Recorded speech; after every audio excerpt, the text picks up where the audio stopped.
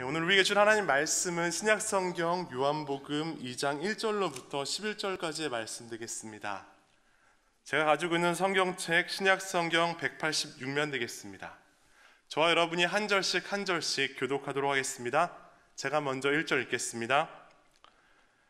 사흘째 되던 날 갈릴리 가나에서 결혼식이 있었습니다.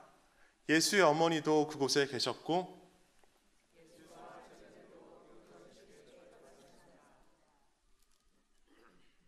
그런데 포도주가 다 떨어지자 예수의 어머니는 예수께 와서 포도주가 다 떨어졌구나 라고 말해 주었습니다. 어머니, 그것이 나와 당신에게 무슨 관계가 있다고 그러십니까? 아직 내 때가 이르지 않았습니다. 그러나 예수의 어머니는 하인들에게 말했습니다. 무엇이든 그가 시키는 대로 하라. 가까운 곳에 동항아리 6개가 놓여 있었습니다. 그것은 유대 사람들의 정결의식에 쓰이는 것으로서 각각 물 2, 3메르테레스가 들어가는 크기의 항아리였습니다. 예수께서 하인들에게 말씀하셨습니다. 저 항아리들의 물을 채우라. 그래서 그들은 항아리마다 물을 넘치도록 가득 채웠습니다. 그러자 예수께서 그들에게 말씀하셨습니다. 이제 물을 떠서 잔치 책임자에게 갖다 주라.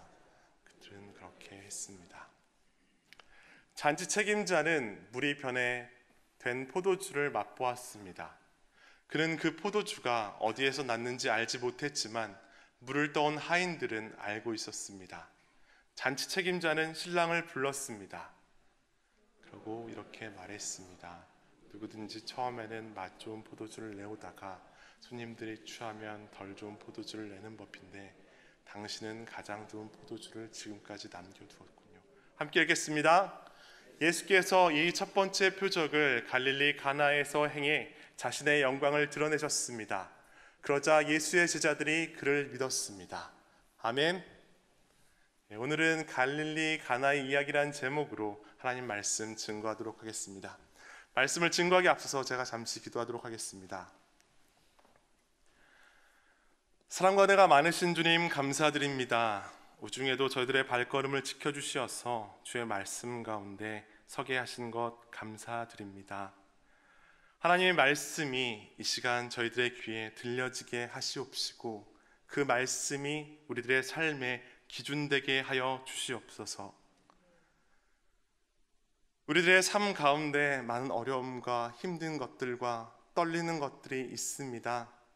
그것을 주님 손에 올려드리오니 아버지 상의 환난과 핍박 가운데 흔들리지 않게 도와주시옵시고 저희들이 이 시간 말씀을 통하여서 다시금 삶의 방향과 힘과 이유를 말씀을 통하여 깨달아 알 수 있도록 이 시간 저희들에게 말씀하여 주시옵소서. 주의 영이 우리를 인도하실 것을 믿으며 우리를 사랑하시는 예수님의 이름으로 간절히 기도드리옵나이다. 아멘. 네, 혹시 57센트의 기적 이야기를 들어보신 적이 있습니까? 이 이야기는 강준민 목사님의 책 작은 것의 힘이란 책에 기록되어 있는 일화입니다. 미국 필라델피아에 있는 템플 교회에서 있었던 일화라고 합니다. 이 교회가 세워질 때 예배당이 그리 넓지 않았다고 합니다. 공간이 협소했기 때문에 그 예배당에는 어른들만 들어갈 수 있었다고 합니다.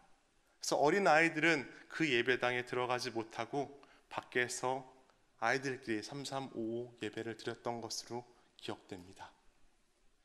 그러던 어느 날 한 소녀가 이 교회에 방문하였습니다. 그리고 이 교회 예배당에 들어가는 순간 이 소녀는 당연히 제재당하였습니다.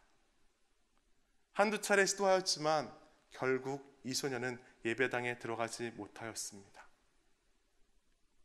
그러던 어느 날 이 소녀는 중환병에 걸려 죽음을 맞이하게 되었습니다.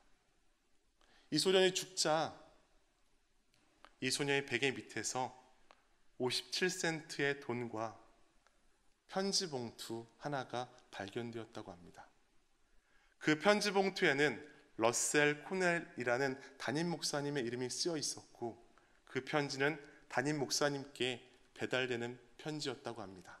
그 편지의 내용은 다음과 같습니다.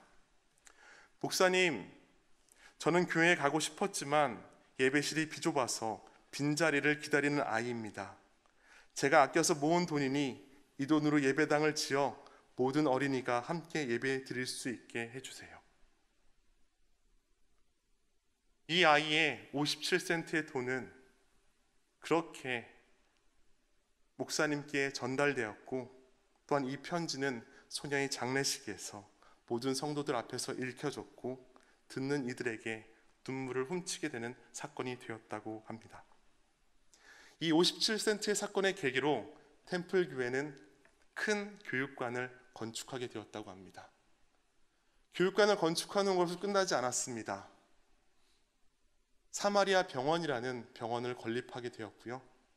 또한 훗날 템플 대학교라는 대학교를 설립하게 되는 교회가 됩니다. 그리하여 이 이야기를 많은 사람들이 57센트의 기적 이야기라고 기억하고 있습니다. 보통 사람들은 이러한 일들을 기적이라고 말합니다. 왜냐하면 우리가 가진 상식으로는 좀처럼 상상조차 할 수 없는 일이기 때문입니다. 한 소녀가 교회에 헌금하였던 적은 돈 57센트로 교회의 교육관이 건립되고 사마리아 병원이 설립되고 템플 대학교가 설립되는 그러한 일들이 바로 기적이라는 사실입니다. 아마 우리의 생각으로는 도저히 상상해낼 수 없는 일일 것입니다. 이렇게 우리 주님께서는 우리의 상식과 우리의 생각과 우리의 상상을 훨씬 뛰어넘으셨던 분이십니다. 오늘 저와 여러분이 함께 읽었었던 본문도 그러한 우리의 상식과 생각과 상상을 훨씬 뛰어넘으셨던 예수님의 기적 이야기가 기록되어 있습니다. 되게 많은 사람들은 이 본문을 가나의 혼인잔치로 기억하고 있습니다. 저와 여러분이 잘 아는 찬양, 예수님이 말씀하시니 물이 변하여 포도주 됐네 라는 찬양처럼 우리에게는 너무나 친숙하고도 흥미진진하고 재미있는 본문입니다. 이 가나 혼인잔치 사건은 신약 성경을 통틀어서 오직 요한복음에만 기록되어 있습니다. 또한 이 사건은 예수님의 공생애가 시작되는 시점, 가장 첫 번째 일어났던 기적이라고 많은 사람들은 추정하고 있습니다. 오늘 저는 여러분과 함께 예수님께서 어떻게 갈릴리 가나 이야기를 통하여서 기적을 만드셨는지 그 기적의 재료들을 함께 찾아가 보려고 합니다. 첫 번째입니다. 예수님께서 갈릴리 이야기에 사용하셨던 기적 재료는 부족함이었습니다. 오늘 우리에게 하나님께서 우리에게 주시는 말씀, 본문 3절의 말씀입니다. 함께 읽겠습니다. 그런데 포도주가 다 떨어지자 예수의 어머니는 예수께 와서 포도주가 다 떨어졌구나 라고 말해 주었습니다. 여러분도 잘 아시다시피 고대 근동지방에서 잔치 가운데 포도주가 떨어졌다는 것은 말도 안 되는 일입니다. 왜냐하면 고대 근동지방에서는 포도주가 물을 대신하는 음료였기 때문입니다. 더더욱 본문 1절을 보면 이 사건이 언제 일어났는지가 정확하게 나와 있습니다. 사흘째 되던 날. 다시 말해서 결혼식의 가장 중간 날짜인 3일째 포도주가 떨어졌다는 것은 굉장히 곤혹스러운 일이었을 것입니다. 우리는 이 당시 유대인들의 결혼 예식에 대해서, 풍습에 대해서 한번 알아볼 필요가 있습니다. 혼인 잔치 기간은 보통 한 주였지만 길게는 2주까지도 진행되었던 것을 볼 수 있습니다. 왜 그렇게 길게 결혼식을 했을까요? 이 풍습을 이해하기 위해서는 정혼식이라는 것을, 정혼관계라는 것을 알아야 됩니다. 유대인들은 결혼하기 전에 정혼을 통하여서 약 1년 동안 남녀가 동거함으로써 열심히 돈을 벌어 살 집을 마련하고 살림을 장만하고 또한 결혼 비용을 준비했던 것을 볼 수 있습니다. 그렇게 1년 동안 준비를 하고 나서야 결혼을 할 수 있었던 것입니다. 다시 말해서 이 당시 유대인들에게 있어서 결혼은 이렇게 정혼 기간을 성공적으로 마치고 새로운 가정이 사회에 입문한다는 의미가 있었기 때문에 모두가 함께 이를 축하하고 기뻐하고 축복하는 아주 시끌벅적한 잔치 이미지가 있었다는 사실입니다. 이러한 잔치 이미지 때문에 유대인들의 결혼식은 일주일 이상 진행되었을 것입니다. 그런데 3일째 되던 날 포도주가 떨어졌다는 것을 상상해 보십시오. 이제 막 사회에 첫 발을 디딘 신랑 신부는 당황했을 것입니다. 또한 함께 축하하기 위해 모였던 하객들도 너무나 난처하고 난감했을 것입니다. 신랑 신부는 이 사건을 바라보며 앞으로 남은 3일을 어떻게 버텨야 될지 생각하며 등에서 식은땀이 흐를 정도로 긴장했었을 것입니다. 여기에 하나님께서 우리에게 주시는 대단히 중요한 교훈이 있습니다. 그것은 바로 예수님의 기적은 우리의 부족함과 우리의 모자름과 우리의 연약함과 우리의 결핍으로부터 시작된다는 사실입니다. 만약 갈릴리의 혼인잔치에서 포도주가 부족하지 않았더라면 어땠을까요? 예수님의 그러한 기적이 일어났을까요? 물이 변하여 포도주 된 사건이 일어났겠습니까? 그렇지 않습니다. 이렇게 우리의 연약함과 우리의 부족함과 모자람과 결핍이 우리 주님의 손에 올려졌을 때 그 부족함이 풍성함으로, 그 모자람이 넘침으로, 그 결핍이 충만함으로 기적처럼 나타난다는 사실입니다. 예수님께서는 그 포도주 사건만 하신 것이 아닙니다. 오병이어 사건을 기억하십니까? 마태, 마가, 누가, 요한복음에 다 기록된 사건입니다.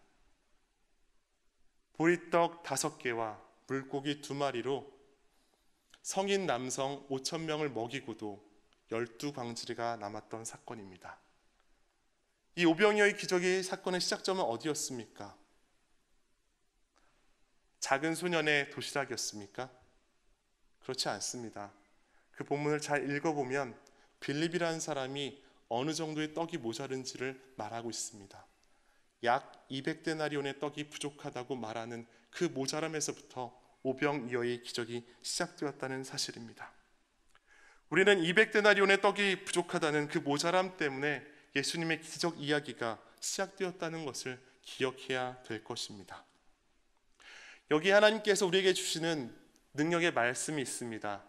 빌립보서 4장 13절의 말씀입니다. 저와 여러분이 함께 읽도록 하겠습니다. 시작. 내게 능력 주시는 분 안에서 내가 모든 일을 감당할 수 있습니다. 혹시 여러분 중에 부족한 것이 있습니까? 혹시 여러분 가운데 모자른 것이 있습니까? 혹시 여러분 가운데 결핍된 부분이 있습니까? 혹시 여러분 가운데 연약함이 있습니까?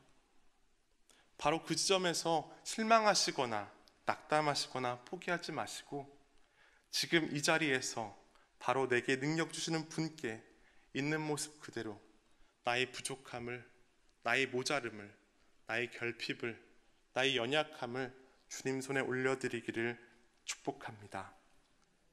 우리의 모자람과 부족함과 결핍과 연약함은 결코 죄가 아닙니다.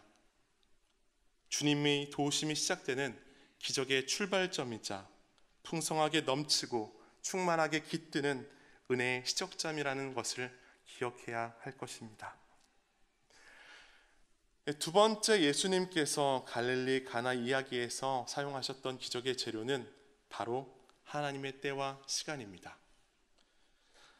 저와 여러분이 읽었던 본문 4절의 말씀입니다. 함께 읽도록 하겠습니다. 예수께서 대답하셨습니다. 어머니 그것이 나와 당신에게 무슨 관계가 있다고 그러십니까? 아직 내 때가 이르지 않았습니다. 예수님의 어머니 마리아가 예수님께 혼인잔치에 포도주가 다 떨어졌다는 사실을 알리자 예수님께서는 무척이나 곤욕스러워하십니다. 방금 저와 여러분이 읽었던 말씀처럼 예수님의 때가 아직 이르지 않았기 때문입니다. 제가 앞서서 말씀드렸던 것처럼 이 갈릴리 가나의 혼인잔치의 기적은 예수님의 공생의 첫 번째 기적으로 여겨질 정도로 상당히 앞서서 일어난 사건입니다. 어쩌면 예수님께서는 세상에 첫 발을 디딘 신혼부부들을 사랑했기 때문에, 육신의 어머니인 마리아를 사랑했기 때문에 이와 같은 기적을 베풀어 주신 것입니다. 우리 주님은 분명히 전지전능하시기 때문에 이 모든 것을 넉넉하게 하실 수 있으시겠지만, 그럼에도 불구하고 우리가 여기에서 기억해야 할 믿음의 교훈이 있습니다. 바로 이것입니다. 예수님의 어머니 마리아는 지금 당장이라는 이 땅의 패러다임으로 현재의 문제에 대해서만 생각했지만, 우리 예수님께서는 하나님의 때와 시기라는 하늘의 패러다임으로 하나님의 적절한 때를 기다렸다는 사실입니다. 혹시 우리도 눈앞에 벌어지는 현상에만 집중하고 있지는 않습니까?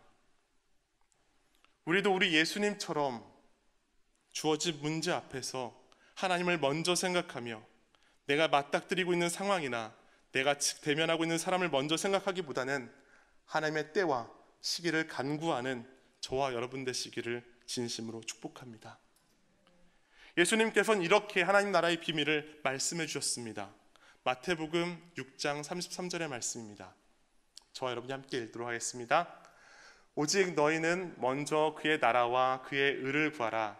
그러면 이 모든 것도 너희에게 더해 주실 것이다. 예수님께서는 오늘을 살고 있는 우리들에게 무엇을 먹을까, 무엇을 마실까, 무엇을 입을까 염려하는 것처럼 아래의 것들을 걱정하지 말고 위의 것들을 바라보라고 말씀하십니다. 이 땅의 것들에 얽매이지 말고 저 하늘의 것들을 바라보라고 말씀하십니다. 우리의 소망을 땅에 두지 말고 우리의 소망을 하늘에 두라고 말씀하시고 계십니다.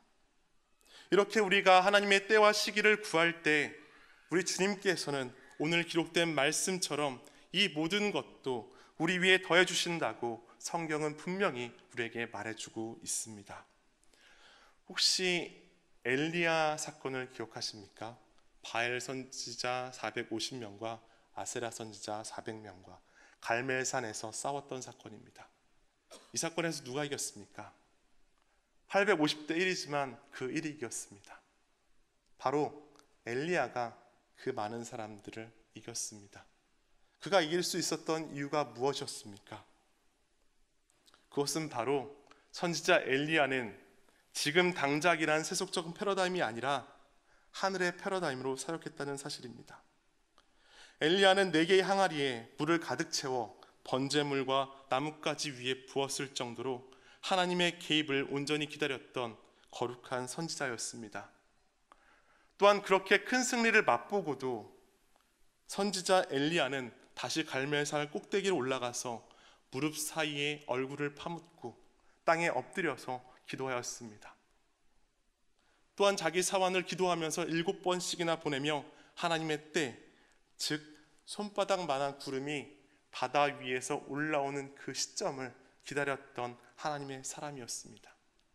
이런 기다림과 이런 인내가 하나님께서 그에게 크신 승리를 주셨다는 사실입니다.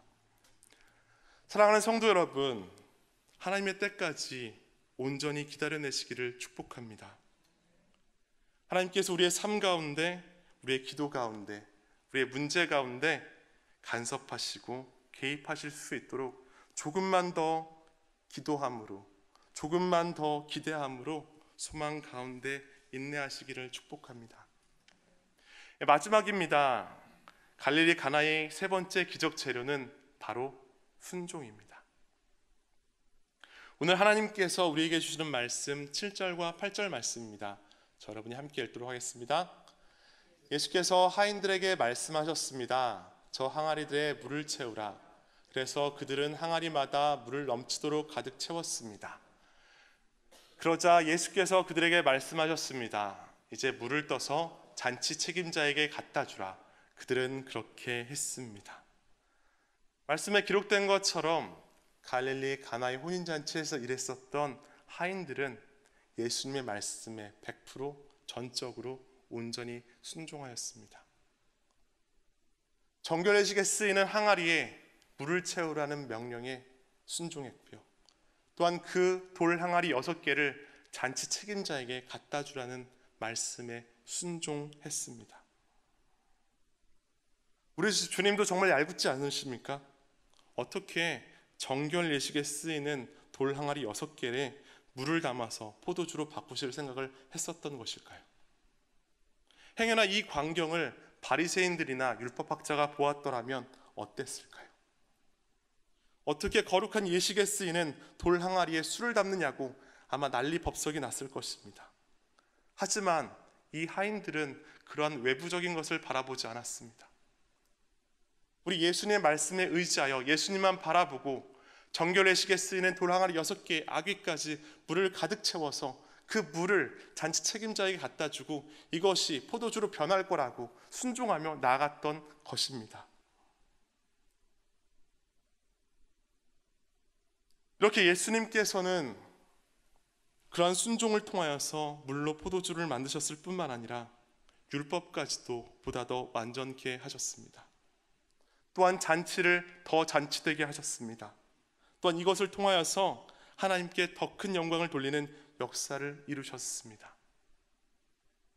우리가 보기에는 비상식적이고 비논리적이고 어떻게 이럴 수 있지? 라는 사건들이 예수님께서는 그 말씀에 순종하셨을 때 예수님의 방법으로 역사하신다는 사실입니다. 이렇듯 세상의 많은 사람들은 나의 삶 가운데, 내가 살아가는 가운데 기적을 체험하기 원합니다. 무엇보다 기도하는 제목들이 모두 다 응답받기를 원합니다. 가족 혹은 가까운 사람이 중한 병이 낫는 것을 체험하거나 보기 원합니다.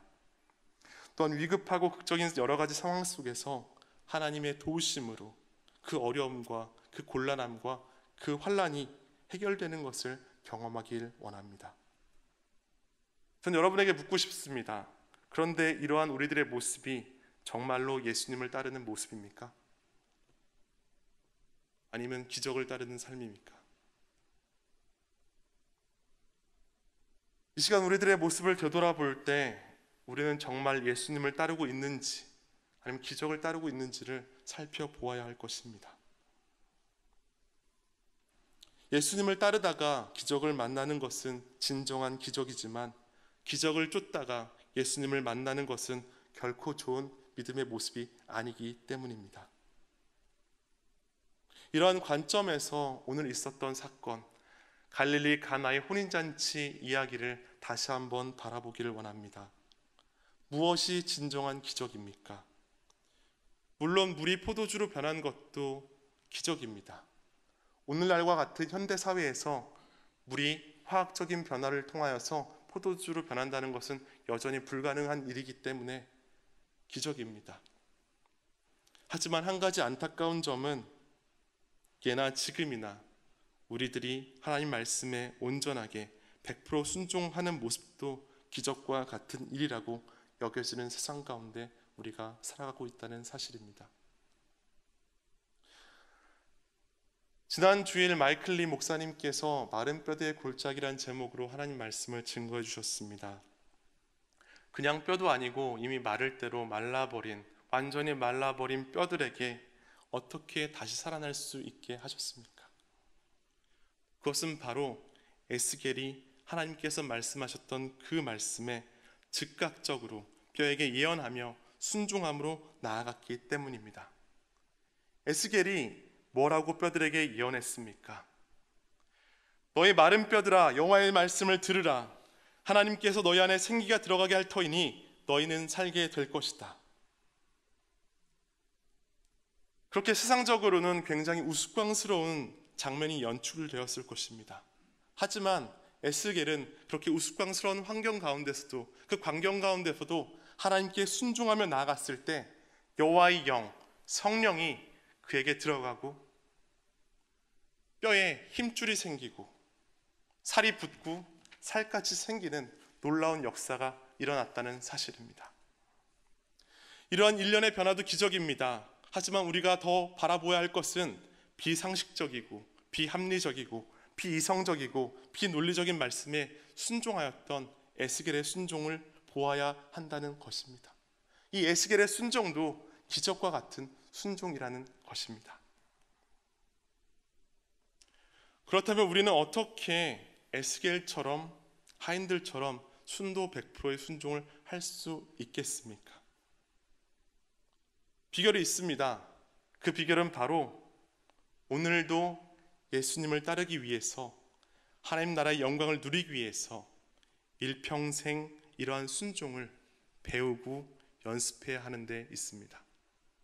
다시 말해서 우리네 삶 가운데 순종이 필요할 때 순종할 수 있는 준비를 평소에 해야 한다는 사실입니다.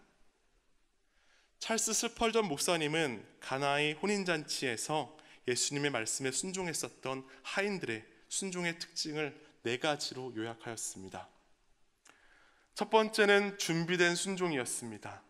두 번째는 완전한 순종, 세 번째는 실천적 순종, 네 번째는 신속한 순종입니다. 이렇게 4가지로 순종을 설명하셨습니다. 우리들의 순종에도 평소에 말씀과 기도로 준비하는 준비된 순종이 필요합니다. 우리들의 순종에도 순도 100%의 기적과 같은 완전한 순종이 필요합니다. 우리들의 순종에도 말이 아닌 행동을 수반하는 실천적 순종이 필요합니다. 우리들의 순종에도 즉각적으로 반응할 수 있는 신속한 순종이 필요하다는 사실입니다. 사랑하는 성도 여러분, 정말로 예수님을 따르시기 원하십니까? 정말로 하늘의 기적, 하늘의 영광을 누리기를 원하십니까? 그렇다면 우리 모두 다 함께 이러한 믿음의 순종을 날마다 배우고 날마다 연습하며 나아가야 할 것입니다. 말씀 정리하겠습니다. 한 소녀가 57센트의 돈을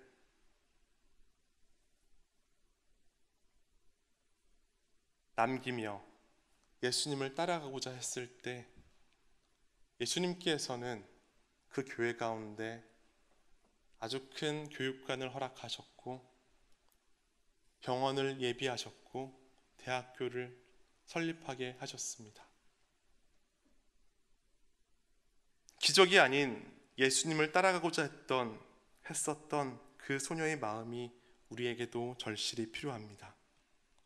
또한 우리 예수님께서 갈릴리 가나의 혼인잔치에서 사용하셨던 기적의 재료는 대단한 것이 아니었습니다. 예수님께서 기적에 사용하셨던 재료는 우리의 부족함과 하나님의 때와 시기, 그리고 우리들의 순종이었습니다.